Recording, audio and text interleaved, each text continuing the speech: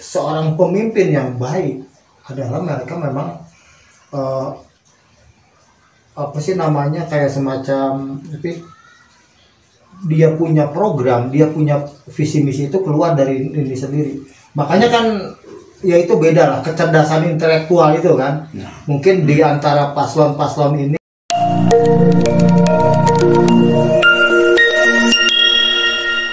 ada politik apa sih namanya itu? Politik uang. Transaksional itu yang paling di ini gitu. Kan sekarang lagi gerakan rusuk tuh. Ya, dikasih minyak goreng selesai. Dikasih terigu selesai, dikasih uang 25.000, 50.000 selesai, 100.000. Dikasih susu selesai. Jadi ambil semua tuh. Nah, akhirnya kan gini loh. Terjadilah di situ kita kayak semacam membentuk atau apa ya? Ini setuju nggak nih? Jadi mengajarkan masyarakat itu bukan mengenal makna arti demokrasi itu sendiri, arti politik itu sendiri, arti memilih pemimpin itu sendiri ya. Tapi mereka lebih mengenal yang namanya transaksional, betul nggak? Makanya Ya kan? saya bisa bilang demokrasi kita untuk saat ini sangat Nah, ini saya tanya nih, Anda pernah nggak terjebak dalam transaksional? Pernah nggak? Belum. Wih, mantap berarti ini kamu. Tahu kan transaksional itu apa kan? Ya kan? Suara Anda bisa dibeli. Amplop. Gitu. Ini saya gimana? Jadi Ini baru pertama kali. baru pertama kali nih. Iya. Wah, ini. kalau pemikiran saya itu adalah kenapa kita bilang suara kita itu berharga? Kayak contoh, karena mereka ini kan harusnya yang melayani kita ya. Apapun itu, yang semua yang terkait dengan wakil-wakil rakyat, semua yang ada dalam pemerintah, mereka itu kan harus yang ini kita tetap kayak namanya misalnya Ada istilah petugas. bupati, misalnya bupati, terus ada wakil bupati, lebih tinggi bupati dong. Nah, begitulah kita masyarakatnya, ya kan disebut wakil rakyat nih, orang-orang mereka nih wakil rakyat. Tetap kan tinggian masyarakat mau di mana-mana. Mereka itu wakilnya rakyat, berarti harus yang melayani kita nih. Maka menurut saya tuh kenapa suara kita itu penting? Ya itu tadi. Karena kita yang menentukan. Wakil rakyat seharusnya. Ya itu. Jadi artinya itu memang kita yang lebih penting lagi itu kita nggak boleh golput. Kita nggak boleh nggak ikutan dalam pesta demokrasi ini, nggak boleh. Kenapa? Akan banyak orang-orang di luaran sana yang rusak-rusak nih, yang demi kepentingan mereka memilih, lu golput itu yang nanti hancur. Karena ini masalahnya 5 tahun coy ke depan ini. Betul. Sekarang nih, contoh sekarang nih lu cari kerjaan susah setengah mati. Nah, lu pilih orang-orang yang sesuai dengan ini lu nih, kira-kira oh ini bisa nih buat visi-visi dia nih, bisa nih buat nanti mempermudah kita lapangan pekerjaan. Ya pilihlah orang yang punya visi misi tentang itu. Minimal itulah kalau kita nggak paham politik. Atau misalnya kita masyarakat kesusahan dalam hal apa? Dalam bertani misalnya. Ya pilihlah orang-orang yang nanti mempermudah petani.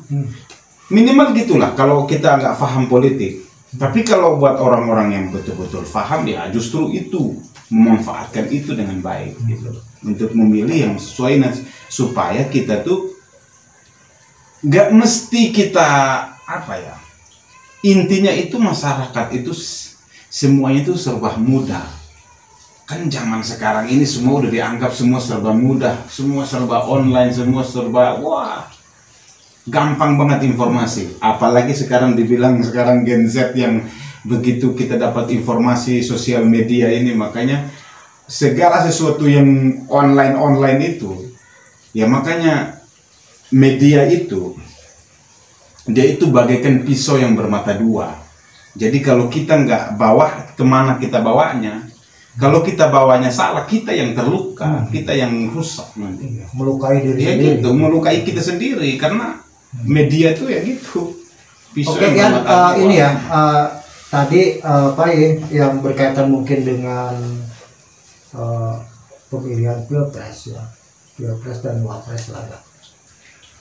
itu kita sudah banyak tahu tuh, ya kan, kalau kita mengikuti media gitu kan, atau mungkin apa siaran langsung debat itu kan udah tahu. Nah sekarang yang memang yang perlu dikritisi ya yang berkaitan dengan pemilihan legislatif.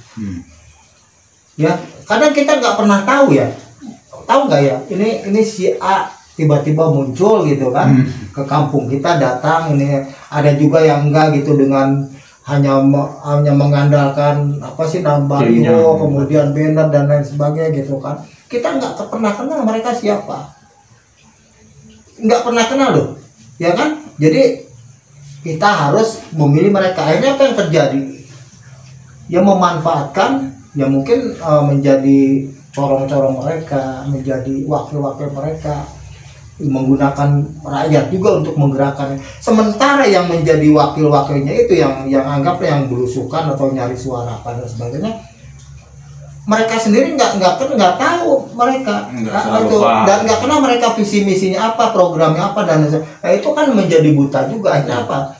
Mungkin kalau memang seperti itu misalnya, kira-kira bisa sih nggak sih mewakili rakyat, terus mereka kita pilih, kita coblos, terus kita nggak kenal mereka, nggak tahu program dan lain sebagainya, terus tiba-tiba mereka jadi gitu. Nah kan ada yang mungkin sebentar lo udah jadi juga nggak akan ikan rakyat kok. Ingatnya pada saat itu saja cukup dengan minyak goreng, cukup dengan amplop sekian, nggak seberapa, nggak bikin kenyang dan lain sebagainya gitu kan. Ya kalau masyarakat yang awam ya dia terima begitu saja, nggak salah buat mereka, ya mereka gitu loh. Pilihan ini menurut kalian gimana nih? Ini di legislatif ini terutama pileg ya. Ya itu yang gue bilang tadi, wakil masalah di wakil rakyat itu yang paling ini ya. Apalagi di wilayah lah ya, di wilayah misalnya di Bogor sini misalnya siapa nih, ya kan, atau di mana di daerah ini, ya minimal itu tadi, minimal masyarakat itu, minimal tadi yang aku katakan, kalaupun dia nggak paham politik, dia nggak paham tentang itu semua, minimal dia cari tahu visi misinya itu apa. Jadi dia tahu di apa, mana yang visi misinya sesuai dengan ininya dia, ya itulah.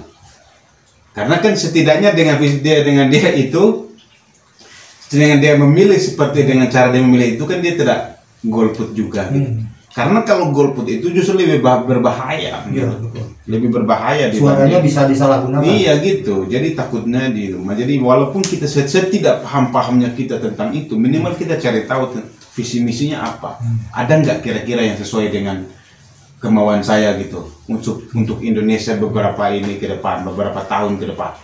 Setidaknya gini. Kalian lihat kan baliho, banner dan lain sebagainya itu banyak tuh, spanduk kata. Pernah nggak lihat mungkin caleg tertentu mencantumkan programnya itu, visi-visi misalnya? Tidak ada.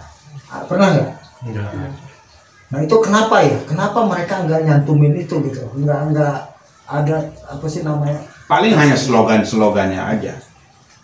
Biasanya kan Kalau slogan kan lebih sifatnya lebih apa namanya kayak ya universal emang. Universal. Itu yang itu mudah juga sulit kadang-kadang ditafsirkan sama orang, kadang-kadang hampir sama itu. Iya gitu. Jadi itu tuh visi misinya dia itu dirangkum menjadi slogan gitu. Biasanya gitu.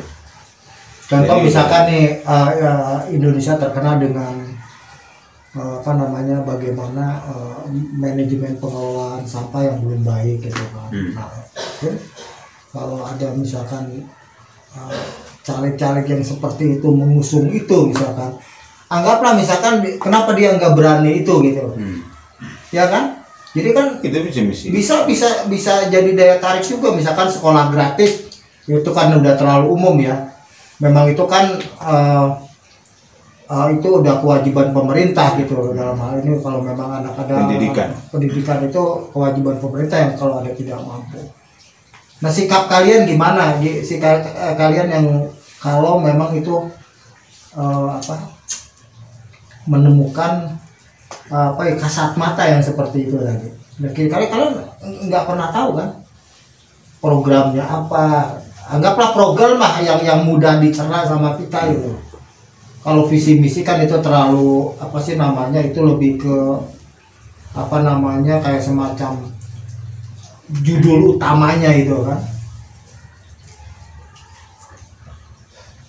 Kalau menurut ya memang namanya yang pencalonan baik DPRD, DPR, DPD. ya kan, DPD, semua itu minimal memang kembali ku bilang setidak paham-pahamnya kita minimal kita tahu. Nggak, itu mah kelasnya inilah pemilihan kepala desa aja misalnya, pemilihan kepala desa minimal kan kita tahu nih calon kepala desa yang naik nih juga minimal kita tahu kan visi misinya apa, program dia apa gitu. Jadi hal-hal mencakup hal-hal dari hal-hal yang kecil aja, apalagi sampai sekarang tahapan sekarang dari presiden ya kan.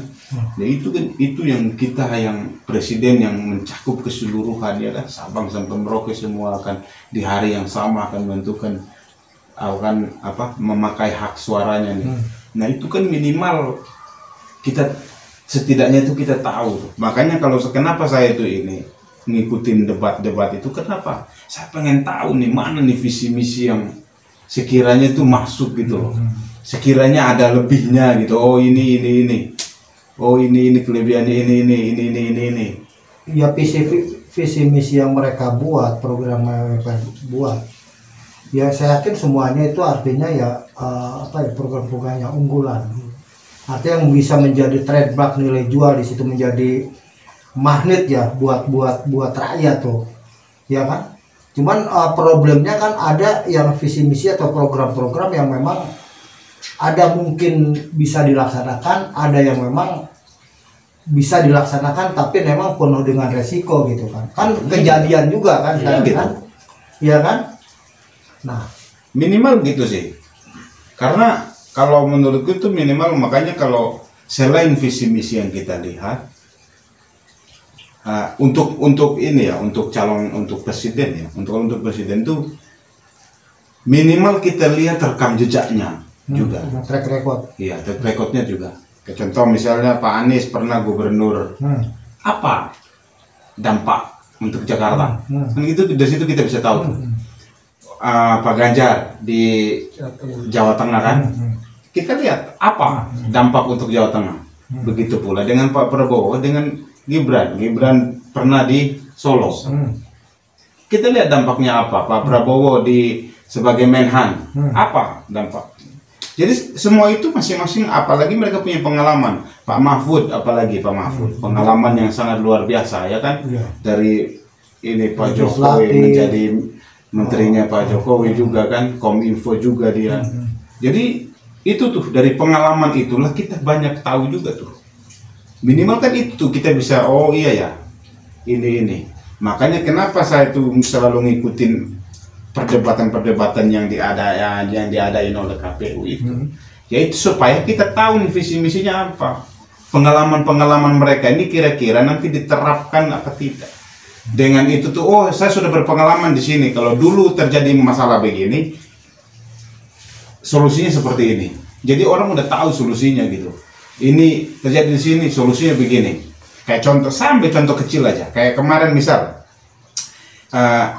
debat terakhir kemarin antara Pak Mahfud sama Pak Gibran ya kan, yang masalah tentang tambang-tambang ilegal, berbicara tentang itu. Kata Pak Gibran mudah saja, tinggal cabut izinnya. Bagaimana bisa mau mencabut izinnya sedangkan tambangnya aja ilegal, udah pasti nggak ada izin gitu loh. Artinya kan bicara juga kan kita harus tahu nih. Kan itu sederhana gitu. Masing-masing itu artinya masing-masing punya blunder-blunder juga gitu. Kelemahan dan kelebihan tadi yang gue bilang. Artinya argumen itu kan terbantahkan, terpatahkan. Iya karena gitu kondisi jadinya. di lapangan Beda. seperti itu, judulnya aja ilegal gitu. Iya, judulnya aja ilegal. Nah, Udah pasti nggak ada izin. Artinya gini loh, kondisi real yang terjadi ya sekarang kan di sini kan, di musim politik ini 2024, saya mengalami 7 kali gitu ya, 6 kali masalah. Jadi saya sendiri apa ya, sekarang saya jujur ngalami blunder, saya kebingungan, saya bingungnya kayak gini ya, artinya gini loh, dengan berseliwerannya informasi media, kemudian kita bisa nonton live dan sebagainya, kalaupun ini bisa mengulang di YouTube gitu kan, kita lihat gitu, sulit untuk menentukan pilihan, sulit ya kan, karena gini loh, setiap kita semakin banyak wawasan pengetahuan kita tentang informasi itu, artinya kan ya mungkin semuanya dianggap ada kelebihannya, ada kekurangannya gitu kan. Itu kan dikembalikan kepada ada nggak sih kira-kira yang sense mewakili kita. Nah itu dikembalikan kepada itu, mewakili kita. Persoalan tadi apa ya, visi misi, persoalan program, saya kira mereka punya ahli-ahli semua. Mereka yang merumuskan itu gitu. Pasti punya. Artinya kan tapi seorang pemimpin yang baik adalah mereka memang apa sih namanya, kayak semacam dia punya program, dia punya visi misi itu keluar dari ini sendiri. Makanya kan ya itu beda lah, kecerdasan intelektual itu kan. Mungkin di antara paslon-paslon ini kan kita bisa mengetahui nih jam terbangnya, kemudian kayak semacam pengalaman itu, berorganisasi dan sebagainya ya, itu kan terlihat tuh di situ ya kan. Ada yang mungkin ya by setting gitu dan lain sebagainya, itu kan ya itu sebagai satu cara aja ya gitu kan. Makanya tahun 2024 ini kalau saya mungkin pribadi saya Pak, itu kan ya mungkin tergolong unik, ada banyak kontroversinya juga gitu kan. Kemudian juga apa namanya, saling menyerang itu enggak, terus apa namanya, siapa lawan siapa kawan, kita bingung juga gitu. Makanya tadi kan yang disebut dengan berpolitik itu ya kita nggak mengenal kawan, nggak mengenal lawan. Nah itu tadi ya, kawan bisa jadi lawan, lawan bisa jadi kawan. Yang ada memang yang ini adalah bagaimana tujuan untuk mencapai apa namanya, tujuan itu, goalnya itu kan. Kan masing-masing ada itunya ya.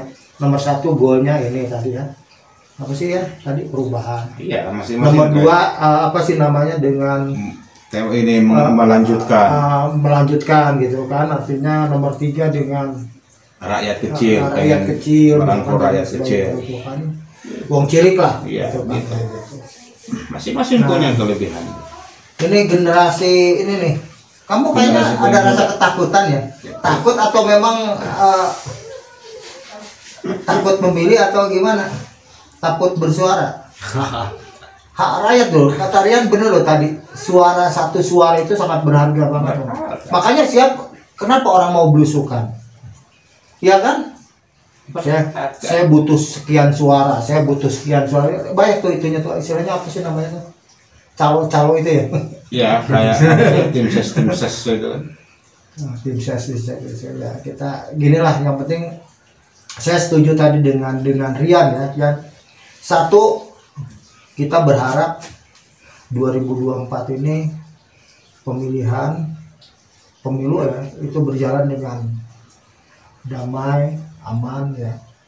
Kemudian sejahtera juga bagi masyarakat gitu loh, sejahtera itu dikatakan. Kemudian termasuk di legislatifnya dan lain sebagainya. Kemudian yang kedua ya, tadi hindari golput. Saya setuju itu. Kenapa? Karena suara kita itu sangat menentukan sekali, dan yang dikhawatirkan justru ketika golput. Nah itu kan mungkin secara matematis itu kan bisa aja itu merugikan ya, atau mungkin bisa aja menguntungkan tertentu gitu kan, pasangan-pasangan tertentu gitu. Atau bisa saja dimanfaatkan gitu loh, kita nggak pernah tahu gitu kan. Kemudian kalau saya tuh pengennya ya gitu sih, jangan sampai kejadian di 2019 itu terulang kembali. Kita lihat kan 2019 itu demo besar-besaran, banyak nyawa yang melayang, betul betul. banyak Prihatin banget. yang terluka, coba sampai kerusuhan. Beda pilihan itu biasa, itu namanya juga konstitusi kok, namanya juga demokrasi. Ya kan, beda pilihan itu biasa, boleh kita dukung, masing-masing punya hak untuk memilih haknya masing-masing punya hak untuk memilih itu calonnya dia yang sesuai, yang itu tadi yang gue bilang, sesuai dengan hati nurani masing-masing. Jadi apa, oh ini visi misinya masuk nih sama aku nih, ini masuk sama aku, ini masuk sama aku, masing-masing punya pilihan. Tapi jangan sampailah gitu terjadi lagi kayak 2019 itu, lihat coba, ya kan? Jadi orang meninggal luka-luka, yang ketembak gas air mata lah, yang apalah. Maksudnya itu kerusuhan kayak gitu tuh kan melambangkan demokrasi kita kurang baik sebenarnya. Artinya dari situ aja kita udah bisa membedakan dari tahun-tahun sebelumnya, ya kan? Dan ini belum terjadi loh. Jadi ini baru habis pemilu langsung. Ya kita berdoa saja lah, berdoa saja kita sebagai rakyat yang mencintai NKRI ya, betul kan? Setuju ya kalian ya NKRI? Jangan sampai terpecah belah gara-gara itu, ya kan? Gitu. Mungkin saja setelah siapapun yang menang, kita nggak pernah tahu mereka kayak gimana, kita nggak pernah tahu kan? Mungkin ketawa-tawa atau apa kayak gitu kan? Sementara ya jangan sampai rakyat yang jadi korban menjadi konflik. Itu kan konflik horizontal. Iya. Ya antara rakyat dengan antara pendukung ini dengan ini dan lain sebagainya, antara bendera yang berbeda dengan yang berbeda gitu. Makanya, Antara ya kan, betul nggak? Antara apa sih kayak semacam kayak diadu visi domba misi gitu. kita Jadi gitu. kayak diadu domba gitu, rakyat dengan rakyat. Makanya saya teringat apa kata Bung Karno itu kan, zamanku melawan penjajah, tapi kamu nanti lawanmu adalah bangsamu sendiri. Dan itu terjadi kan. Akhirnya sekarang kita lihat orang berbeda pilihan, bentrok, musuhan. Nggak gitulah, demokrasi nggak gitu. Betul betul. Demokrasi nggak gitu. Memang kita sudah diingatkan oleh Bung Karno udah berapa puluh tahun yang lalu, ya kan. Sekarang ini saya perang melawan penjajah, tapi kamu nanti melawan bangsamu sendiri. Nah makanya kalau kita mau lihat kejadian kayak kita ke flashback kayak 2019, coba lihat, kayak seakan masyarakat yang diadu. Lihat bentrok sama Ya kayak semacam dibuat ya, ini ya, skenario manajemen konflik itu. Jadi seakan-akan nyawa itu jadi nggak ada artinya gitu. Padahal kan itu sangat berharga tuh. Satu nyawa aja sangat berharga. Kenapa? Makanya ada hukumnya kan? Ya kan, HAM itu tadi tuh. Makanya kenapa ada hukumnya, ya itu kan. Artinya nyawa itu berharga gitu loh. Ini kembali ke politik transaksional ya. Mungkin saya mengutip dari orang-orang yang mungkin paslon ini ya pernah berkata, saya nggak perlu sebutkan namanya, bahwa ya Anda bisa ambil semua, siapapun yang ngasih ambil gitu. Intinya politik transaksional itu, ya kan? Ya. Tapi masalah pilihan silahkan. Tapi kalau saya nggak setuju itu, saya nggak setuju gitu. Artinya gini loh, gini, ketika terjadi yang namanya politik transaksional itu, ya ada misalkan pasangan tertentu atau mungkin caleg dan lain sebagainya, kalian ambil semuanya. Tapi kalian sudah menentukan bahwa orang yang kalian pilih itu bukan itu, tapi kalian ambil juga gitu loh. Ngerti gak? Kan itu munafik. Kalau saya lebih baik tolak gitu, ya kan? Jadi ya bilanglah dengan nurani ya, karena jangan sampai gini loh, jangan sampai kita mungkin orang tujuannya baik untuk minta suara gitu kan, ya kan? Kita ambil gitu loh. Tapi yang ininya lagi, yang parahnya lagi, kita nggak pernah tahu orang itu siapa. Beda dengan tadi pilpres itu ya, ada debat apa. Ini kalau cari ini orang nggak pernah tahu, karena kalian mungkin dikasih itu, terima saja, ini diterima aja, ini terima aja. Yang penting nggak nih gua nih aji mumpung gitu. Tapi menurut saya memang apa namanya, ya kalau saya nggak setuju. Makanya termasuk mungkin yang berkaitan dengan bantuan-bantuan kayak gitu kan lebih baik apa sih namanya, masyarakat atau warga itu kayak supaya memberikan bantuan yang sifatnya itu pembinaan gitu, supaya mereka itu bisa mungkin mandiri, bisa menciptakan lapangan kerja sendiri, mungkin dengan memberikan modal dan sebagainya. Kan tidak harus individu gitu, bisa kelompok apa gitu loh. Ya kan akhirnya kan terjadilah sekarang yang namanya setiap masyarakat itu ya berharap kan. Kalau ada bantuan tuh, sampai ribut lo, konflik horizontal lo, enggak dia. Yang pusing siapa itu? RT itu. Ya kan, RT kan menjadi apa namanya, kayak semacam apa sih? Tatanan pemerintah yang paling bawah. Paling bawah itu bantu yang pusing.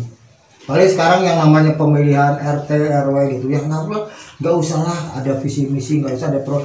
Ya artinya apa itu? Jadi ya itu tadi. Akhirnya kita pilih atau kita dapatkan produk atau misalkan RT/RW yang tidak berkualitas karena mereka nggak paham, nggak ngerti program bikin visi misinya apa, programnya apa dan sebagainya, termasuk politik ini gitu loh. Iya betul nggak? Kalau seseorang misalkan ada caleg itu kan tidak banyak yang belusukan ke kampung-kampung itu, yang dia itu kan visi misinya apa dan sebagainya. Akhirnya kan banyak tuh masyarakat berbondong-bondong tuh kayak, wah bawa apa nih, kan gitu kan, dikasih apa nih gitu. Nah, itu karena udah terbiasa itu. Kalau iya, karena itu memang karena sudah ditanamkan. nah itu mudah-mudahan di antara tiga pasangan ini bukan mau menghapus lah, artinya mungkin beda apa namanya untuk bantuannya itu apa sih namanya, mungkin caranya berbeda gitu dengan gimana. Kalau saya sih lebih suka program pembinaan dan sebagainya daripada dikasih duit, dikasih ini gitu, belum tentu itu digunakan dengan baik kan gitu. Gitu Mas. Oke, jadi sudah menentukan pilihan nggak perlu disuarakan, nanti bisa. Rian masih abu-abu. Masih belum, termasuk saya kebingungan juga sampai sekarang. Belum. Saya masih nunggu debat kelima malah. Saya pengen lihatnya. Karena dari situlah kita bisa tahu visi misi masing-masing antara tiga calon, kan kita bisa tahu visi misi yang semakin jelas. Ini menjadi contoh ya. Rian ini menjadi contoh, artinya semakin banyak wawasannya ya, pengalaman dia, yaitu melalui debat itu kan pengalaman kita melihat semakin kebingungan sampai sekarang, betul nggak? Kenapa? Karena masih itu tuh harus difilter tuh. Mana sih kira-kira? Mungkin kalau semuanya dianggap baik, ya itu tadi pasti ada yang terbaik. Best of the best, ya kan? Ada yang best, pasti ada yang best of the best.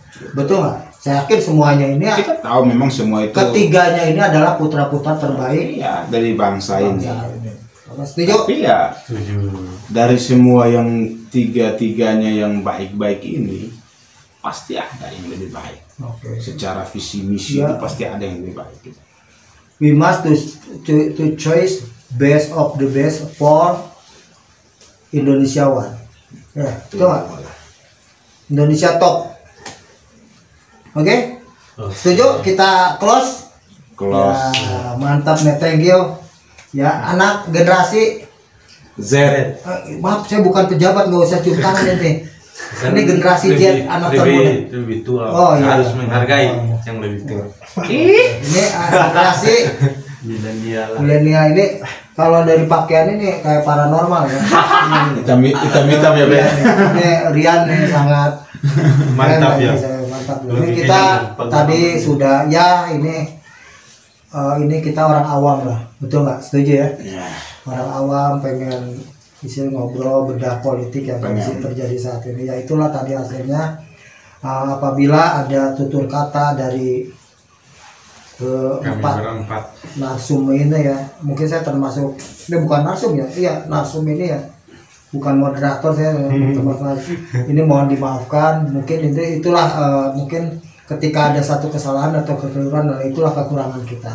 Kalaupun misalkan ada kelebihan apa dan lain sebagainya, karena mungkin itulah kelebihan kita juga, karena kita selalu mengikuti informasi mereka yang positif, artinya informasi yang benar akurat yang memang bukan datang dari pengaruh medsos yang memang yang tujuannya mungkin menjatuhkan pihak-pihak tertentu. Oke, terima kasih, kita close ya podcast. Oke. Mantap. Bila itu wassalamualaikum warahmatullahi wabarakatuh. Hidup MK RI, mantap. Mantap. Mantap.